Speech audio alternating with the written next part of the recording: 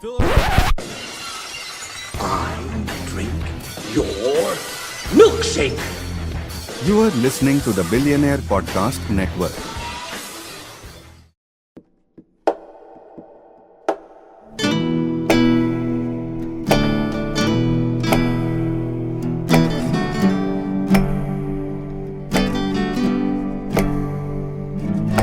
Moving my bones, no place to rest.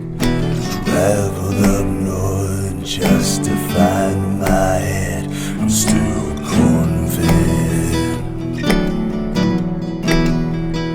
I'm corn-fed. Moving my bones, no place to rest. Travel up north just to find my head. I'm still corn-fed.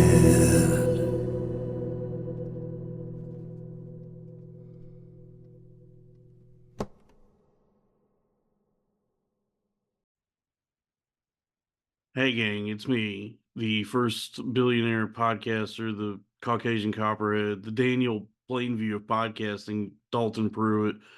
This is Cornfed with Dalton Pruitt. Cornfed with Dalton Pruitt, only on the Billionaire Podcast Network.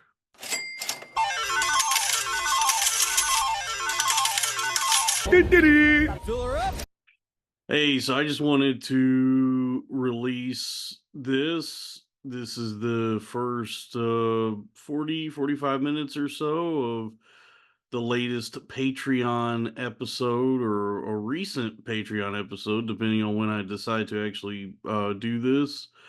But this is an episode I recorded with a friend of mine, William from England, the co-host of the History Homos podcast. He hosts it with Scott Lizard Abrams. It's a really fun show about history and conspiracy theories and being gay. It's a good show. Those are funny dudes. I enjoy the program. I've been on it many times, and you can find it over on rockfin.com. That's ROKFIN, rockfin.com/history homos. William was kind enough to come on the come do a recording with me for the Patreon, and when he and it was his birthday when he did it. And we had about a 2-hour conversation, and so I'm putting up the first the part one of that over here on the free main feed to entice people to please go subscribe to my Patreon, patreon.com/cornfed with Dalton Pruitt. There's a $5 tier, $10 tier, $15 tier, and then we have a really good one, the $25 tier, which gets you the Fraternal Order of Cornfed decal after 3 months of being subscribed. So it is $75 for a sticker, but you still get all the premium episodes and bonus content. And with that tier, once you subscribe, you are welcome to send me a list of your enemies, and I will call for a jihad upon them on the show. And then after the 3 months, once you get the decal, you're welcome to just come on the show as a guest. We'll do a full interview with you. We'll hang out. We'll riff bits together. It's fun. We've done it like twice now, and those guys are cool so far. Chris Elliott, the artist, not the guy from Scary Movie 2. There's a Chris Elliott in North Carolina who's been on this show, who's a cool dude. And then Michael Hall, who is a proud supporter, a noble member of the Fraternal Order of Cornfed as well. So please subscribe to the Patreon where you can see the rest of this conversation between myself and William from England, and then all the other premium episodes we have. That's over on patreon.com/cornfed with Dalton Pruitt. Okay, I hope you enjoy this. Bye. Okay, so today's your birthday? It is, brother. Yeah. Well, I didn't know it was my birthday until this morning when I woke up. I got a WhatsApp message from my big brother that just said, like a cryptic message that just said HBYOC.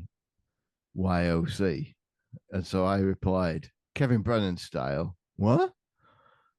And Let me guess. Happy birthday, you old cunt. correct. Okay. Yeah, I speak Yeah. English. Yeah. I speak the King's English.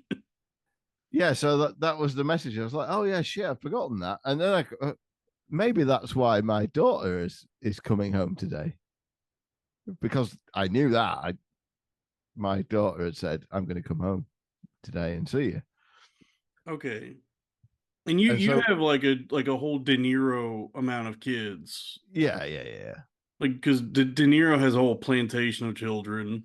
Yeah, I don't have any mulatto children, but No, yeah, I guess no. he's a guy with a lot, he's got like 10 kids and Yeah, you have a lot. 6. You see, yeah, that's because England is a nice welfare state. You can afford it over there. That's true. Yeah, you do get well fed just for having kids, even if you've got a job. Yeah, You, over here, the only way to do that over here in the States is you have to be like extremely poor and usually under or unemployed to get well, the that is, you just described me to a T. okay. But isn't that's everybody in England? Don't they? England doesn't really Yeah, have upward mobility. definitely. They stopped talking about it when Mrs. Thatcher died. That was, don't get me wrong, Mrs. Thatcher had her faults for sure, but she was genuinely concerned with upward mobility. And that topic it's not even on the table anymore. I think if you get people like poor enough, they forget about. I'm the only guy that remembers that it's a thing. It becomes Yeah. like Lord of the Rings, where it used to be a kingdom that everybody's forgotten about, and Well, that. what they forget when they say we was kings, right? What they Mhm. forget is no, only one of you was. The rest of you were slaves, and we Brit people like me in Britain are and always have been serfs, and at best, and yeah, Yeah, we've got kings, but they are, fat fingered pedophiles. yeah, but you know how Oh, like in all those fantasy stories, like Lord of the Rings or Game of Thrones or whatever, they yeah, always take place in a time after everyone was thriving. So there's stories and right, mythologies about when the kingdom was gold and glittering and everybody was doing well, but now it's in disrepair and they gotta fight something to bring it back. Or so I guess now you have to. right. I don't know what to fight. I guess now you have to fight corporations. Is the dragon now? Yeah, I mean, it's the thing is like the History Homos take on it is that the empire didn't actually fall; it just rebranded itself. Like the whole First World War thing was the everyone says the Second World War was the end of the British Empire, but really it was the First World War. But Yeah, also, even more really, the British Empire didn't end; it just relocated and rebranded itself as the American Empire. It's the same banks and the same lizard people, metal hands, yeah. fucking It assholes are is. still It in is like Game charge. of Thrones. It is like how in Game of Thrones you have Westeros and Essos and these different kingdoms, but they Yeah, all go through the Iron Bank, yeah, and that's in real right. life Okay, the yeah, yeah, yeah. Jews. You know. Sure, yeah. Whoa, cool it there, Dalton. Yeah, you can't. I guess you're not allowed to say that anymore here. I don't know what that bill is they're passing here. There's something's have, going through the legislation about anti-Semitism, and I don't really know the. have you seen the Scott Adams video? Yeah, I saw that. Yeah, I saw that Scott Abrams Yeah. posted it. I mean, I don't know when I've seen anything that rules harder than that rant from Scott Adams. I I was a guy. The only interactions I've ever had with that guy are just shitting on him. And the Right. the first time I ever gave him any praise, he blocked me. Yeah, he's a weirdo. It's so funny that No, I get it. He can't be associated with the likes of me. but I don't know what he can't. It's a interesting juxtaposition to be the guy who wrote Dilbert and then be like, hey, you know what? Fuck Israel. Okay, It rules, bro. that's what we're talking about in Honestly, The Office. yeah. Honestly, it's the best thing. I was even so. This came to my attention yesterday, and I was walking on air just because Scott Adams is now, you know, what we call it woke, but I think people who are quasi like us call it awake. Same thing. Is he woke or I thought he was like Well, I think he's awake. I thought he was like right wing. Well, he's supposed to be a conservative. He's really a liberal. Yeah, but it's all the same now. But yeah, Liberal yeah, sure. He's a Trump enjoying liberal. Like this is why it's the speech legislation that has made him go off because he's a liberal. He believes that anybody should be able to say whatever they want, no matter how vile it is. Right, and I think he's right about that.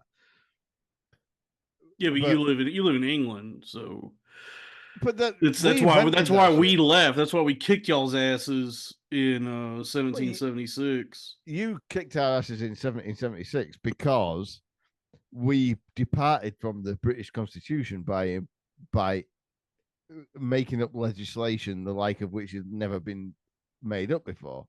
That's what the American Revolution was about. It wasn't a revolt against British liberalism. It was a defense of British liberalism, Right. of English liberalism. And so I guess so. I didn't pay attention in history class, even the one I had to pay for in college. right. Yeah. But that's why Scott Adams is so mad about it because, like, it's a symptom of them going too far against all their native constituencies. Is that even Scott Adams is pissed, and honestly, that rules, and he will walk it back, and blah blah blah. But it's not that what Scott Adams says doesn't matter worth a shit. The fact is, it's a symptom of how liberal boomers are feeling under current conditions, and I think it's a great sign that they really have gone too far this time. Yeah. And The government? Who's going too far? Who's going too far? The government or old liberals? No, neither of those. you know what I mean. They. Okay. Oh, okay. I know the real government. Yes, yes. Yeah. So, but Scott and I were talking about this earlier, and like nobody. I mean, Scott Adams won't get accused of being a Nazi because he's Scott Adams, but the people who are like characterized as, if you criticize Israel, you're a Nazi. That kind of bullshit. That was the way for a long time, and I just was like, well, I don't know enough to dispute that, so I just won't comment on it. And I guess now more people are becoming aware of the history and what's going on over there, and it's like, damn, I didn't know that's what y'all were doing over there. Yeah, but this is the sort of realization of this has made two things happen. One is it's made people go, okay, you're going to call me a Nazi. I don't give a fuck. Right. I am a Nazi, but they're not really Nazis. Yeah. They are. Nobody wants to kill anybody. It's the killing people that is pissing people off.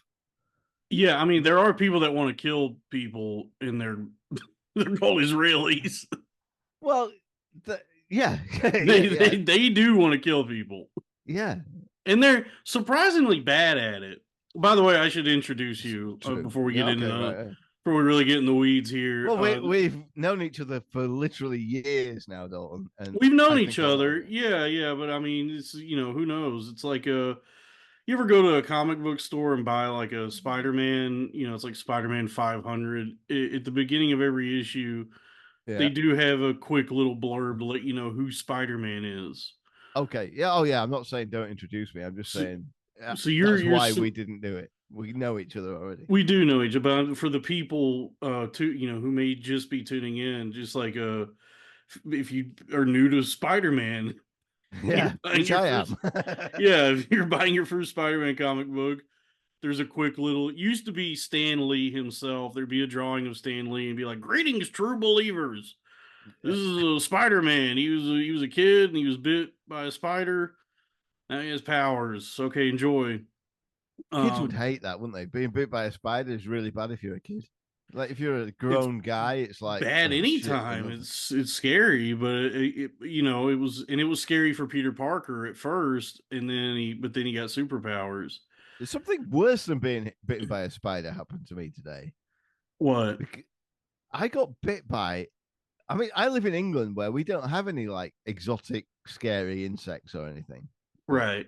I thought we didn't have, but today, Just like exotic people taking over the country. people with fucked up teeth.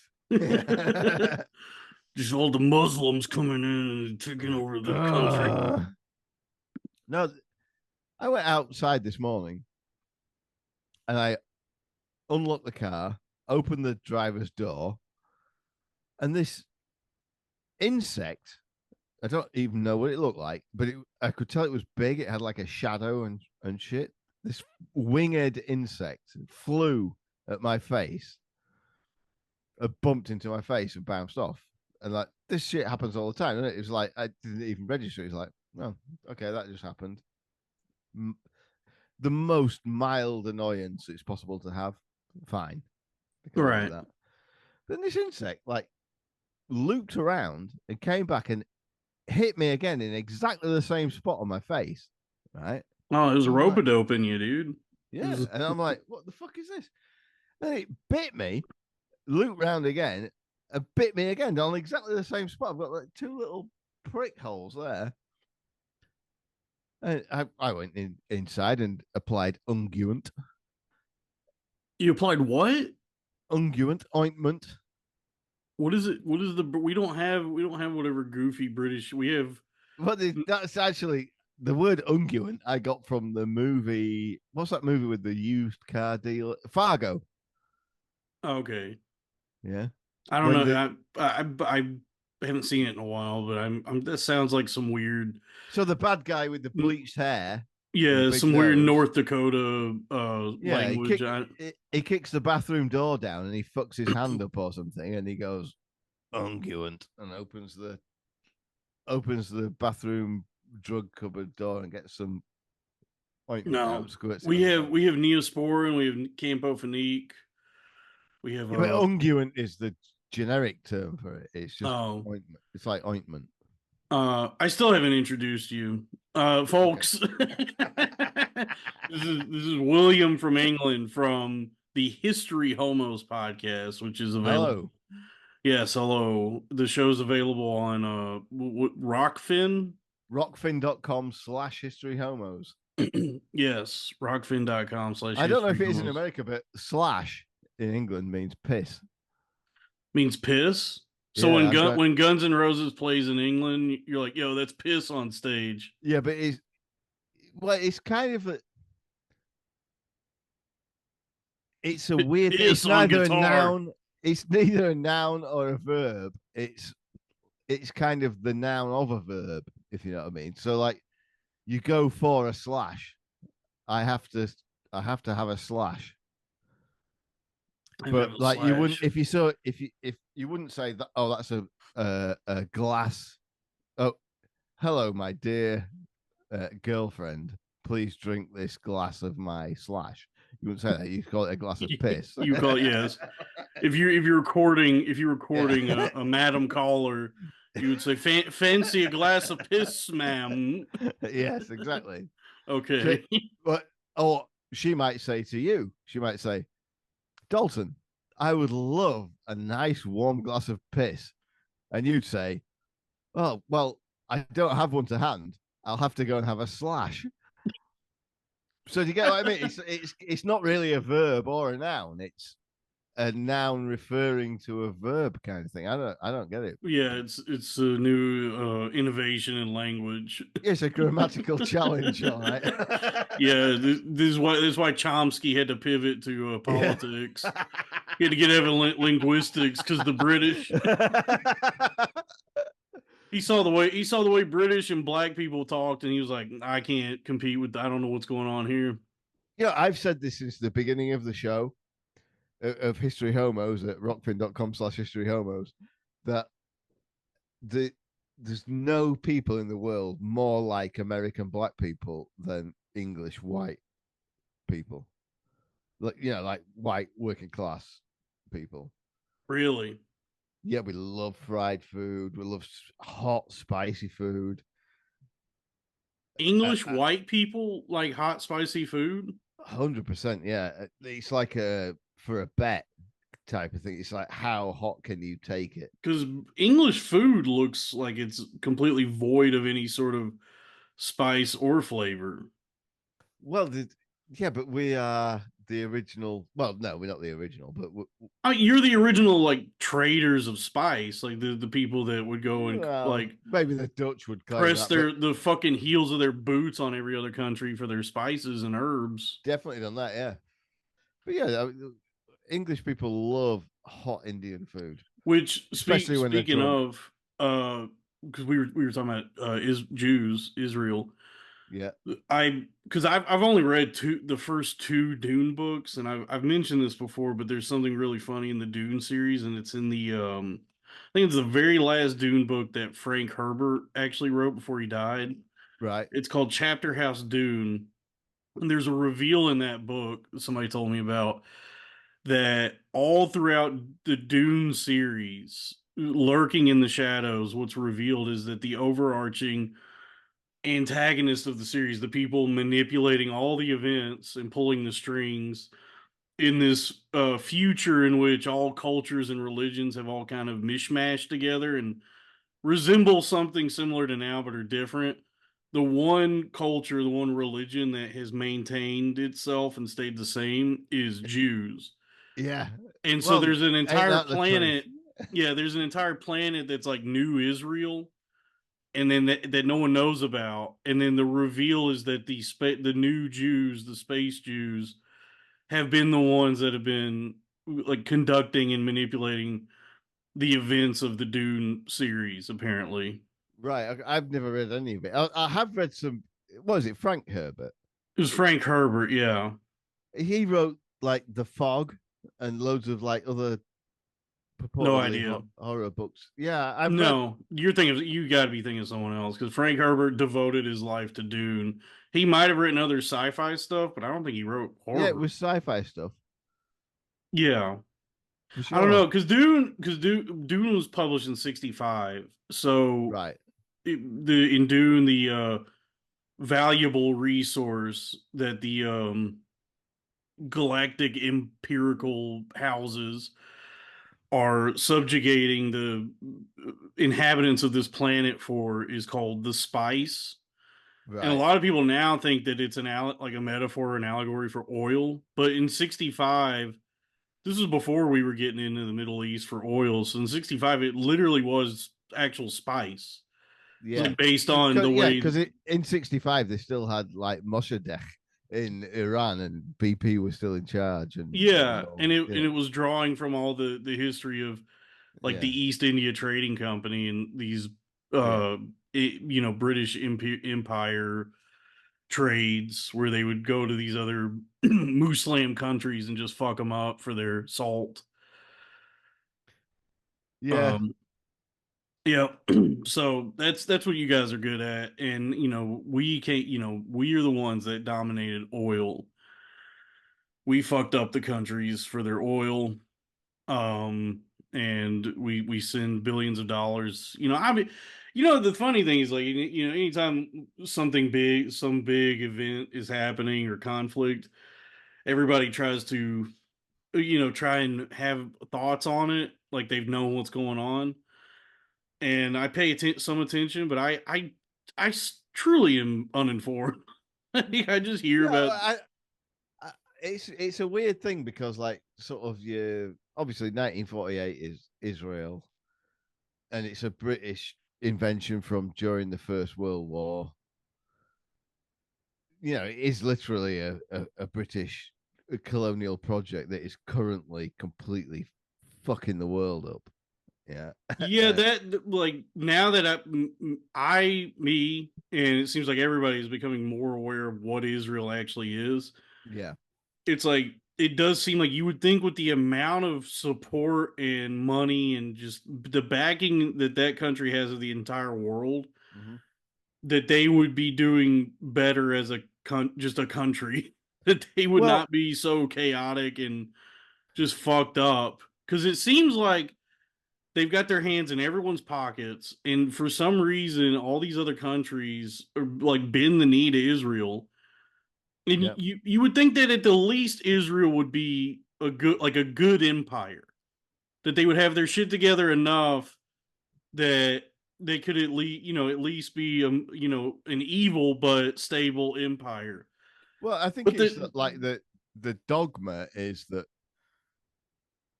they are, you know, everybody's going to be their slaves and be glad about it. Which, you know, I think like your ordinary Jew in the street, and this is what I was trying to say earlier, is like nobody wants to. I don't know anybody who wants to kill Jews. It's just it would be nice if they stopped doing the horrible shit they do, yeah, particularly apropos of Israel. And like, yeah, American Jews and European Jews aren't, you know, the average guy that you meet isn't on board with that, but they feel like from some kind of loyalty that you know, you're not allowed to criticize it. right. They get indoctrinated young. The Sure, yeah. country flies them out there, and they're like, "You want some hot young Israeli pussy?" And then Hell, they I get mean, who doesn't, bro? who doesn't? They are beautiful. They are very hot. Very, So very they get much them so. laid, and they teach them the history, take them to the wall, the Wailing Wall, and they're like, And then I don't. it's like you have Michael Malice going on Fox to say, yeah, eh, yeah, I'm an anarchist, except for when it comes to Israel. You know, like when Israel must be good because they have gay soldiers. It's like, what the fuck has that got to do with it? Shit, most of our military now is gay here in the Yeah. states. Prior Yeah. prior to the Judging by looming. the performance of the equipment that's been sent to Ukraine, I think all the everybody who works for Lockheed Martin and fucking Boeing is gay as well. Yeah, the entire military industrial complex now has been queered up. But I mean, Yeah, prior to the looming threat of World War III, you can always tell like what the temperature is on war based on our recruiting commercials over here, because right. the Army, Navy, Marines commercials for a while were these like very like fruity, um almost like the way they were advertising joining the military was like secure your financial freedom through the Yeah, military. Like you could get a home loan if you join the army, and it would be like a lesbian couple or a gay couple. It would be like this very like new age sort of representation of the military, and the selling point was that it was just like a cool job, very inclusive, cool job to get now that would allow you to achieve yeah. some sort of personal wealth. But And well, then when the shit kicked off overseas recently, they overhauled the entire ad campaign, and now we're back to hold on, I got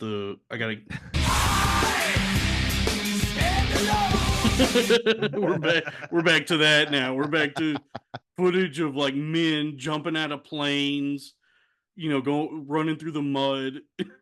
Because but I was just going to say that they don't, because I've got 6 children and 3 of them are in the British military. but that's always been gay.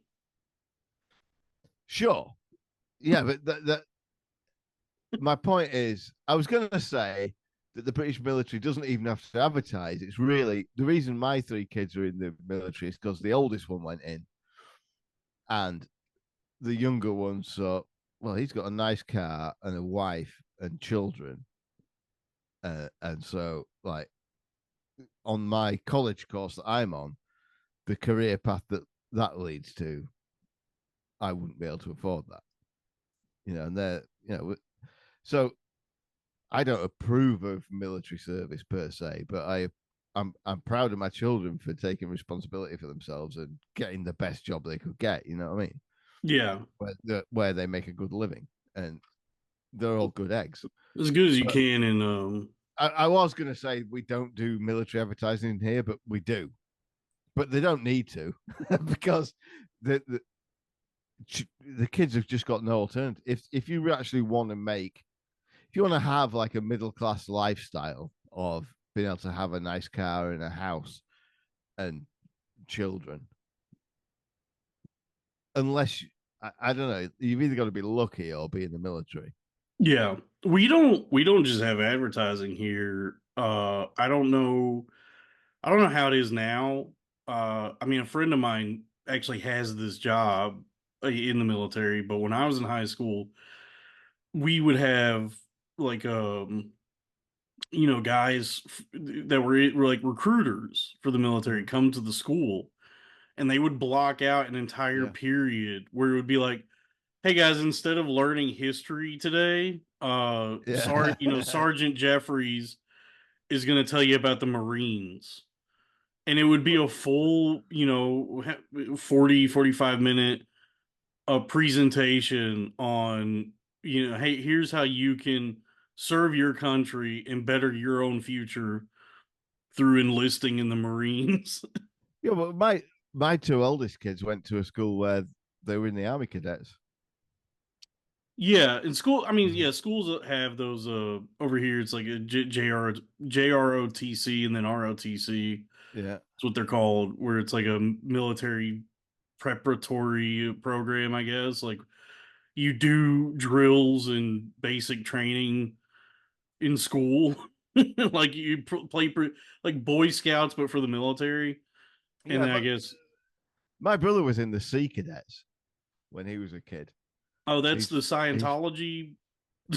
no, That's yeah, the that was scrubbing the it. deck for Elron. The Sea Cadets is like Royal Navy cadets, but Right. where you get to have a sword and things. But Okay. Because Elron has the Sea Org where you dress up like a little 100%, sailor yeah, and he doesn't pay you to work on a ship. yeah. You're like a Honestly, servant. it sounds fun to me. I love the sea. Yeah, I love this. Yeah, the sea. I do think about like because college didn't serve me. I didn't. I developed like some sort of proficiency in reading and writing because I studied English. But I look back and I'm like, man, I should have just joined the Navy, be on a Yeah, me too. boat. Yeah, Yeah, I get to be on a boat, and then like when I'm done, if I want to go to college, that's on Uncle Sam's dime at that point because I was in the well, military. my oldest boy's 30. He's a corporal in the British Army. He's been a recruit instructor, like a not a drill sergeant, but a drill corporal, if you like, for uh 10 For years. for all the Anglophiles out there. Yeah, so he's like been shouting at young recruits for the last 10 years. He's got another job now, but he's a lifer. He's been in the army since he was 16. He's now 30. But in 8 years, he can retire on a full pension when he's 38. That is the cool thing about the Yeah. military is the retirement for the military. I think here is like if you do 20 years, you Yeah. retire. You compare that with like going to university and fighting for some job, working for a pharmaceutical company, making dubious shit that's going to get waved through approval to like poison people. Dude, Like, I had a friend who we went to the same college together. We went to high school together and then ended up going to the same college together. And he was a computer science major. So you learn the things you're supposed to, coding and that. And then right out of college, he got a job for Lockheed Martin. And whoa. I was like, hey, man, that's good money. But I mean, you know what they're up to. Come on, man. Yeah. I think So now I think, now he works for T-Mobile, but for years yeah. out of college he was a merchant of death. Yeah, I think that's worse than actually being in the military because, like, there's certain amount of, joining the military is honorable, and like you may, as you get older, realize, or you may or may not realize that the whole thing is bullshit. But you're like, well, it's a living. Whereas the arms dealer side of it, do you know what I mean? Like the actual Yeah. military themselves are as much the victims of this as anybody. Yeah, the actual guys in the military, They like rule. a lot of, yeah, they're awesome because a lot of them joined just for survival. They were like, oh, I don't have any other Yeah. options. Exactly. That's with my kids. And you see this mustache. My Yeah, oldest boy's mustache makes mine look like a teenage boy's wispy, smear of a slightly yeah, that's what I discolored have right facial now. hair. Yeah, Yeah. Well, my oldest boy's mustache knocks mine into a cocked hat. It's so bushy, dude. nice. You could hide a badger in it. Yeah, you think your oldest boy could kick your ass? 100%. Okay, was good. You raised them right. You raised Yeah. good, strong lads. But I mean, but the military just fucks over anyone. Like it doesn't. There's no military job that pays as well as actually working for the people that make the weapons. No, yeah, but you've got to be an absolute scumbag to work for those guns. Yeah, it looks fun, like based on the movies about it that I've seen. Like that. Did you see that the Jonah Hill? It was Jonah Hill and Miles Teller, where they were arms dealers. Maybe, It's called maybe. War. It's called War Dogs, where it's just these two. Yeah, in Afghanistan. Yeah, it's just these two Yeah, guys who discover a way to get these like these bids that none of the bigger contractors want. And they're yeah. like, all we got to do is just like go to Fallujah, and the other guy's like, what? So they start You making know, like tons and tons of money just doing these like small time contracts until they get like a huge one, and then when they're trying to fulfill it, they just end up committing a lot of war crimes, I think. goes with the territory, bro. But it looks fun. I love like schemes. I love the stories about dirtbags. I think You Jonah Hill's a pretty good character actor because I'm a guy who's maybe not to the extent that you have, but because I went the other way. I went through my party boy phase where I would, you know, irresponsibly imbibe substances. But I when I got to a certain point, I kind of went, yeah, I'm not enjoying this anymore. I'm just going to stop doing it, and I did. Uh, but Jonah Hill,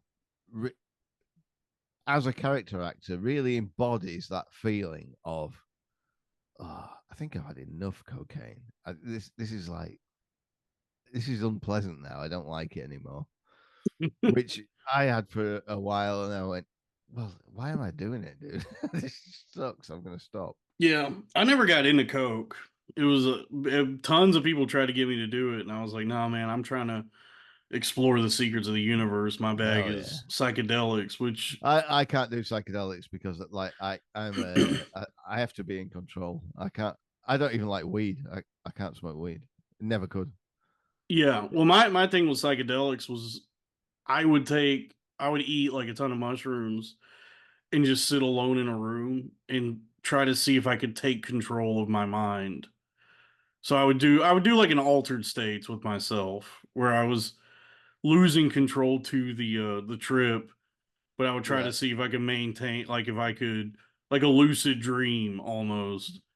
And Right. so I would like force myself to like read books or go for a walk or like try to like still be a person while tripping, and then I Yeah. ended up completely losing my mind. I just went full crazy. Yeah. That's. I mean, I can't say that's. I just don't like the sensation of anything. I guess the word is psychedelic. Like. Yeah, yeah, I get that. I just never liked because I mean there's like a few times in my life I've taken uppers, not Mm. coke, but like Adderall and stuff like that. And if it feels amazing for a couple hours, and then like coming down from it, it was always very dicey. Yeah. It always felt really bad. And I would start having like anger issues on the come down. I would start like snapping at people, and like Yeah. I remember one time like taking Adderall, and after like 5 hours, I'm starting to come down from it, and I'm like twitching out. My dad called me, and I don't remember how the full conversation went, but I remember at the end of it me going, "Hey, you know what? Fuck you!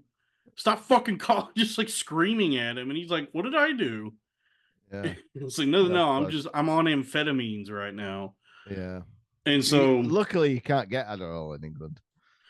yeah, very very lucky for you guys. Now Yeah, here, I think it everyone is. has Yeah. it. Everyone It's is on it crazy. They here. give it to children, don't They give it to children, yeah. they? Fuck, And man. most people in the states are also on cocaine, which is Yeah. crazy now because it's also stepped on with fentanyl. People are just Yeah. like dropping dead. I never had any interest in it. It was always around in a lot of the circles I was in, and people would do it, and they'd want me to do it. And it was always like, I'm fine just drinking some Bud Lights, maybe smoking a doobie. Yeah. I like to have a drink, but look, there could be a massive pile of cocaine on this table in front of me now, and it if anything, it just turned my stomach to look at it. I'm just not interested. Oh yeah, I'm like that with everything now. Like Yeah. I can't drink anymore. And the last time I tried to drink, which was a while ago, I don't even know how long ago it was. I had a few beers. I had like 2 or 3 beers, and when I caught a buzz, I just like there was I guess there was like some sort of like Clockwork Orange Ludovico response where I all I could think about was all the horrible things I had done drinking over Right. the Yeah. years, and I just got really sick, and I was like, oh, I don't enjoy this. And it's like that with any substance now that I used to really enjoy. Like the last time I smoked weed, I had that same sort of experience. So now it's like if I just see a tall cold glass of Coke Zero, I get excited. Yeah. I mean, That's what I look, go for now. my favorite drink is a cup of tea. Cup of tea But is not. One of the things that England got right, yeah, because over coffee is more ubiquitous over here, and 100%. Yeah. yeah, and I've drank tons of coffee in my day, but not because I enjoy the flavor of it. It's just it's as close to an upper as you can get, that you need in the Right. morning to go to work, because it's so strong. It's way stronger than tea, but it's like I even good coffee I think is gross. I used to work as a I like barista. I like the taste of it, but it like the effects of it to me are too Like harsh. you too It's like jittery. it's like a hard drug. I used to drink gallons of it, extremely strong, Yeah. and the event way back in my 20s, I was like, whoa, I've got to stop drinking this. I still Go do that. crazy Like with it. I wake up in the morning and put on a pot of coffee, make like 4 cups, Yeah, and I pour that into a big like one of these things I have here, this big yeah, tumbler over yeah. ice, so I can just chug it because I don't want to prolong the experience of drinking coffee. And then I'm wide awake, so I could sit at a desk and do nothing all day. Well, Um, I'm a truck driver and a night worker. I work night shifts, right? And it was bizarre. I guess you'd have to describe as a former friend of the show because he won't answer our messages anymore because we're too racist or something. Uh, Maxwell Cody of the I can't remember what his podcast called now, just as well, I guess. He gave up caffeine. I thought, oh, maybe I should try that. And I realized, no, I'm English. It's my God given right to drink tea. Right. I ain't fucking with none of that decaf shit. So, but I did cut way down on caffeine. And now what I do is when I get up, whether if I'm going on night shift, it's in the afternoon, but whatever, when I get up for breakfast, I have 2 cups of tea. And that's all the tea I have all day. I don't have any more. what kind? English breakfast, Irish breakfast? It's English breakfast. Okay. More or less. It's actually Taylor's Yorkshire tea. If you ever get hold of that, it What rules. is it? Taylor's Yorkshire tea. We ain't got that over here. I think the closest thing we got to It's English whatever, breakfast. It's yeah, black tea. because Like we what the got Russians drink. over here the brand you would find at most stores over here that's like, oh, from across the pond. It's Twinings. Yeah, I was just going to say the other brand that's really, really good is Twinings Assam tea. Yeah, because That I've had it. I've had a fucking Som tea rules. before. I don't know if I've Yeah. had theirs, but I've had that's a good one. Yeah, But yeah, over here, if you go to like a big grocery store like Albertsons or Trader Joe's or whatever, yeah. usually in the tea section, the English tea brand we have is Twinings, and they have an English breakfast, and the one I really like is the Irish breakfast. Old Twinings teas are good Yeah, those are because good. it's India. Like, so English people drink Indian tea, not Chinese tea. Chinese Right. tea is kind of gay. Chinese tea is good. Yeah, but it's subtle. We like the Indian black tea, which is Okay. not subtle. It's like like the McDonald's coffee of tea. Right. It's not like the Starbucks coffee of tea, which is fucking like battery acid. It is like the McDonald's coffee of tea, which is like a mellow yet assertive and bold. It's mellow and bold at the same time, you know. I know what you mean. Uh, and yeah, Yorkshire tea is a great example of it. And Twinings, any kind of breakfast tea is great. But if you see Twinings Assam, get some of that. But the secret, I'm saying this to your American audience, when you make tea, you don't make it with hot water. It has to be boiling water. You have to scald the tea leaves. So whatever the receptacle you're making the tea in, warm that up first. Like pour some boiling water into it, let it stand for a minute and warm up. Empty the boiling water out of it. Then put your tea in, whether it's in a bag or not, and then pour literal bubbling boiling water onto it straight out of the kettle. hmm And it gives it a flavor dimension that is absent if you don't do that. And you steep it for like, I guess depending on the leaf, like a couple minutes, maybe 3 minutes. I leave the And tea bag in you leave this, throughout but the you leave the whole bag experience. in. Yeah. So but that's not steeping your tea. That's stewing your tea. Yeah, I like it stewed, bro. You like it stewed? Yeah. I'm an addict. Okay. I mean, that's what most people do. Most people that make tea, they like put the bag in their like coffee cup, like a cup that you could put a lid on, Yeah. and they'll pour the water over it and just like dangle the tab attached to the string over the cup and Yeah. pop the lid on top of that. English tea bags don't have a tab on them. Okay, they're just loose. Welcome to tea hour. Yeah, folks, welcome to tea time. We're having a little tea party over here. I mean, But I've heard you talk about tea on your show before. I fucking love tea, mate. I It's love the tea. best. I got into tea pretty hardcore for a minute. Like I used to go to these tea houses and I would spend like insane money for tea. There's got to be, I don't know anything about the chemistry of it, but there's definitely something in tea that isn't just caffeine. It's got something that really gets in amongst you and makes you feel good. Yeah, it makes you. Yeah, it's much more pleasant than coffee. Like I could, like if I drink coffee all day, but by the end of the day, I feel like a private detective who's been tailing someone, and I'm completely skitzed out because now it's bigger than myself. It's bigger than I thought it was.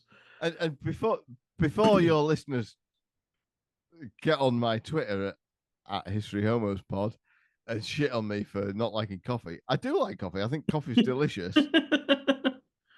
But I only drink about a few cups a year of it. Right. But it's like because I'm poor, but once in a blue moon, maybe once every couple of years, I'll go out for a big feed at an expensive restaurant, and I'll have a coffee after that.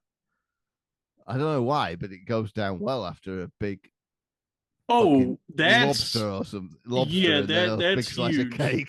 If you go out for a really nice meal like a Yeah, big it's an meal. espresso after that. It rules. Yeah, after all the appetizers and entrees and Yeah, everything, dessert, a cup of coffee after a big Italian meal is nice. so true. And okay, also once in a blue moon, I'll have a McDonald's coffee, just a black coffee, no sugar. That ain't bad. Uh, McDonald's coffee is consistent. It's good. it's way better than Starbucks or any of that shit. Yeah, Starbucks is pretty rough. I used to work at a I was a barista at a really like a fancy, maybe not a competitor to Starbucks, but a regional You're place right. that prided itself on being better than Starbucks. And they tried to get me like teach me all the ins and outs of coffee and the flavor profiles and all that. And it was like it was good coffee, but it was still just like, man, it just tastes like it tastes like See, coffee. like there's some great podcast sponsors out there. Uh, do you listen to the Scott Horton show, Dalton? No, who's He's that? a big foreign. He's an anti-war guy, big foreign affairs guy. So, in fact, I've got it written down here somewhere. Let me see if I can find it. He's got this coffee sponsor, and he has the best. Oh man, I'm not going to be I able to find reached it. out to one. I tried to get a coffee sponsor, and they said my show was incompatible with their brand. Yeah, hell yeah. You know Yeah, you're doing something right. they said this would not be appropriate for what we're trying to do over here at whatever the Uh, company was. Black Rifle. Now, Black But Rifle, I don't think I'm big enough for Black Rifle. I think no, they probably would be not. stoked if I was a bigger channel. But I found a smaller brand that was more of a, I guess, like more hippy dippy than Black Rifle, and they Okay, just here's Scott Horton's ad read for coffee. Right, man. Starbucks support for Israel's ethnic cleansing campaign is almost as disgusting as their coffee. Don't you just hate them? It's time to boycott and divest from those genocidal, blood drinking traitors at Starbucks, etc. Then he goes on to talk about their coffee. That, that's a pretty good fucking sponsorship, right which is funny because there. hasn't it come out that Starbucks doesn't even have a store in Israel? Like they It's don't crazy. have nothing to do with that country. Well, they do have something to do with it. They've got to suck its balls, otherwise they get their loans pulled, foreclosed on. Maybe. Yeah. I mean the consumerism boycotts are that is funny because like by that like that sentiment, if you're trying to boycott some sort of corruption or something that these companies are doing that's bad, you would, if you extrapolate that to anything like everything else, you would end up having to be like, oh, I can't buy anything from anywhere.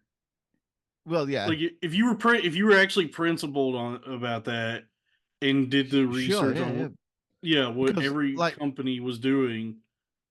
my 9-year-old daughter, little N wordina is her name.